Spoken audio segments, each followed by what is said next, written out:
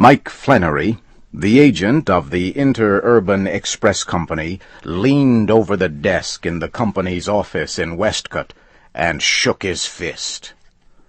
Mr. Morehouse, angry and red, stood on the other side of the desk, shaking with fury. The argument had been long and hot. At last, Mr. Morehouse had become speechless.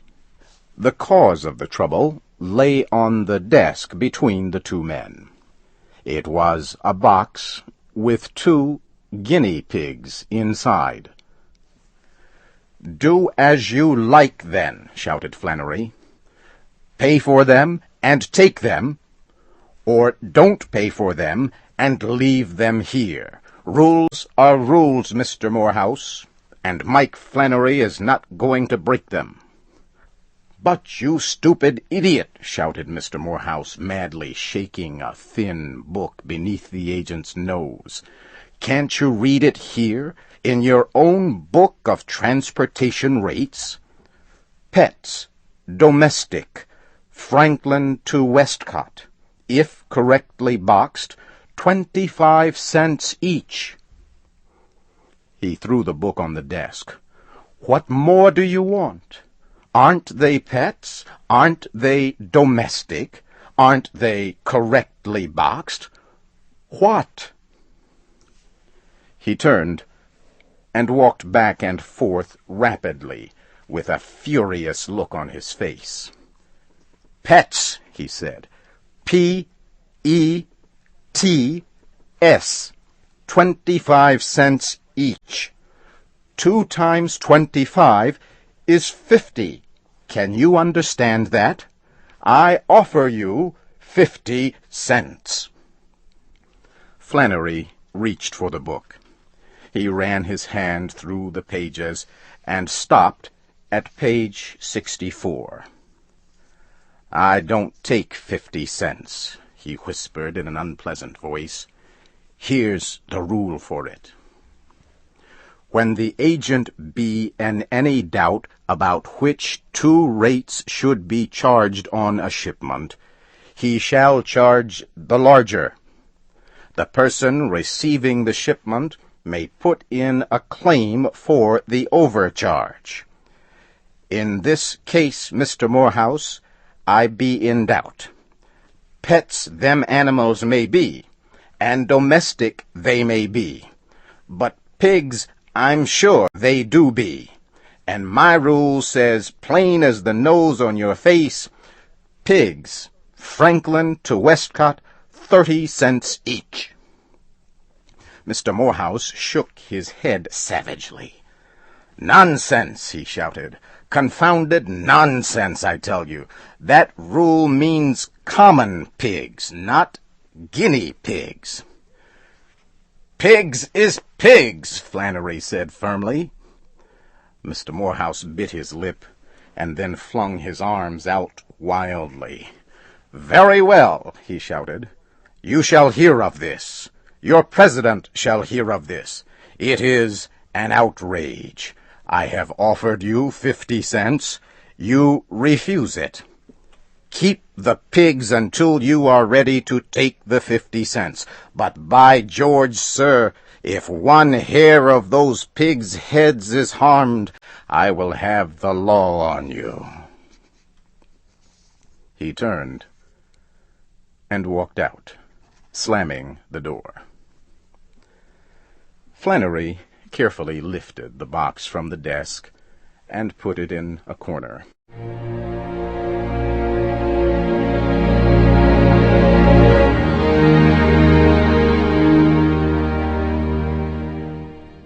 Mr. Morehouse quickly wrote a letter to the president of the Transportation Express Company.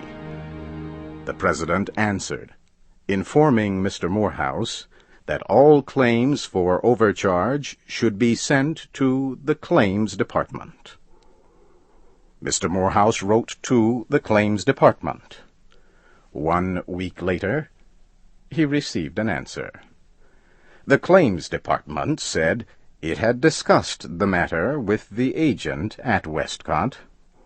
The agent said Mr. Morehouse had refused to accept the 2 guinea pigs shipped to him. Therefore, the department said, Mr. Morehouse had no claim against the company and should write to its tariff department. Mr. Morehouse wrote to the tariff department. He stated his case clearly. The head of the tariff department read Mr. Morehouse's letter. "Ha, guinea pigs," he said. "Probably starved to death by this time." He wrote to the agent asking why the shipment was held up. He also wanted to know if the guinea pigs were still in good health. Before answering, Agent Flannery wanted to make sure his report was up to date, so he went to the back of the office and looked into the cage. Good Lord, there were now 8 of them, all well and eating like hippopotamuses. He went back to the office and explained to the head of the tariff department what the rules said about pigs. And as for the condition of the guinea pigs, said Flannery, they were all well. But there were 8 of them now, all good eaters. The head of the tariff department laughed when he read Flannery's letter. He read it again and became serious. "By George," he said, "Flannery is right. Pigs is pigs. I'll have to get something official on this." He spoke to the president of the company. The president treated the matter lightly. "What is the rate on pigs and on pets?" he asked. "Pigs, 30 cents. Pets, 25, the head of the tariff department answered. "Then, of course, guinea pigs are pigs," the president said. "Yes," the head of the tariff department agreed. "I look at it that way, too. A thing that can come under 2 rates is naturally to be charged at the higher one. But are guinea pigs pigs? Aren't they rabbits?" "Come to think of it," the president said, "I believe they are more like rabbits, sort of halfway between pig and rabbit. I think the question is this: are guinea pigs of the domestic pig family?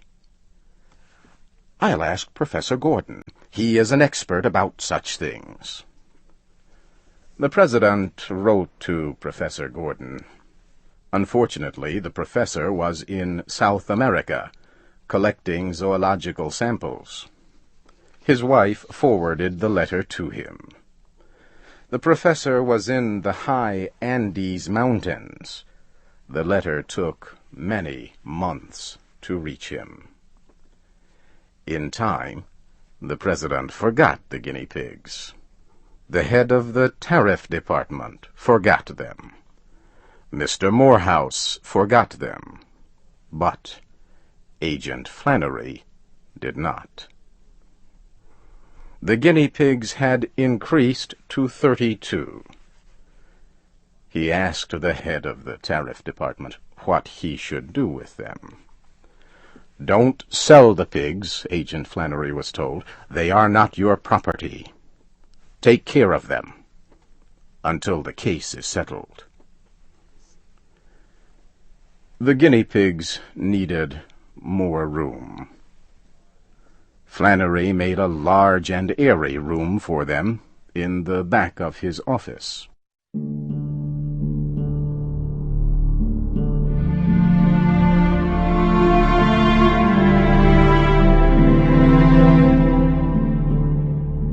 Some months later, he discovered he now had 160 of them. He was going out of his mind. Not long after this, the president of the express company heard from Professor Gordon. It was a long and scholarly letter.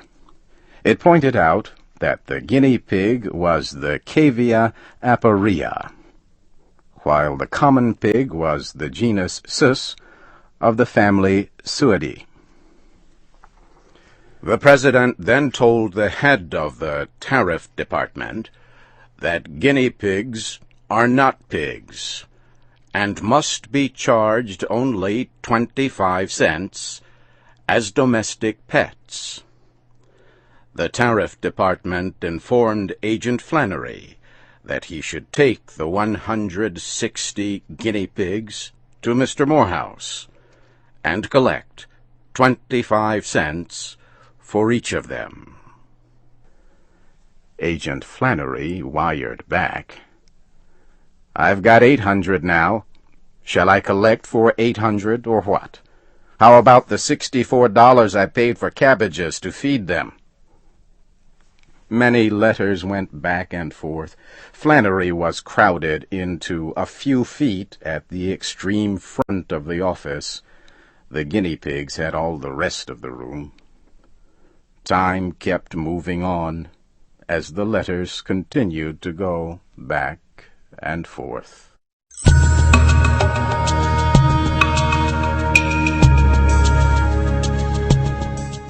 Flannery now had 4,064 guinea pigs. He was beginning to lose control of himself.